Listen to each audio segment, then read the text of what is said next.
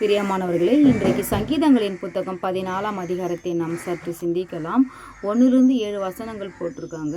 அதில் ராகத்துடன் ஒப்புவிக்கப்பட்ட தாவீதின் சங்கீதம் 1வது வசனம். தேவன் இல்லை என்று மதிக்கெட்டவன் தன் இருதயத்திலே சொல்லிக் கொள்கிறான். அவர்கள் தங்களை கெடுத்து அருவருப்பான கிரியைகளை செய்து வருகிறார்கள். நன்மை செய்கிறவன் ஒருவனும் இல்லை அப்படின்னு சொல்லிட்டு அழகாக சொல்லியிருக்காரு.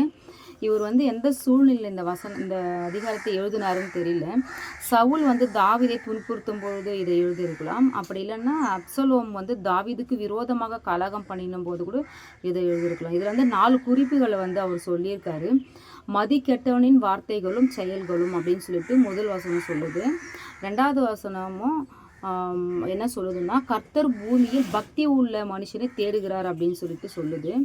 3லிருந்து 6 வரைக்கும் என்ன சொல்லுதுன்னா, தேவனுடைய கண்டுபிடிப்பு. எல்லா மனுஷரும் எப்படி இருக்காங்கன்னா தேவனுடைய பார்வையில் துன்மார்க்கா தான் இருக்காங்க அப்படின்னு சொல்லுது.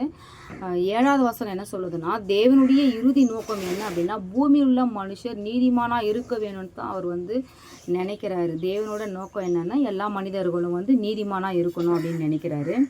அப்படி பார்க்கும் பொழுது நம்ம எல்லா மனிதர்களும் என்ன பண்ணுறாங்கன்னா பாவம் செய்கிறாங்க.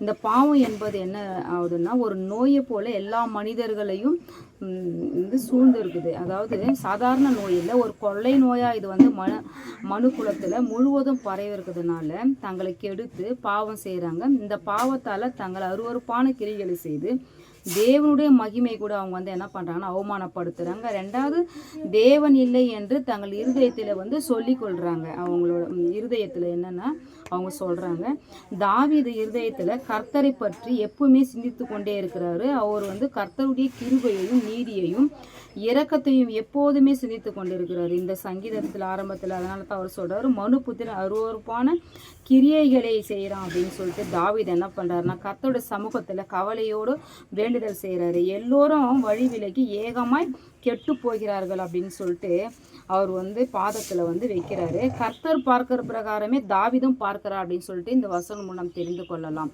நாமும் என்ன பண்ணலாம்னா நம்ம சுற்றி இருக்கிற மனிதர்களுக்காக ஜெபம் பண்ணணும், வேண்டுதல் பண்ணணும். இந்த வசனம் மூலம் தெரிந்து கொள்ளலாம். ஆமேன்.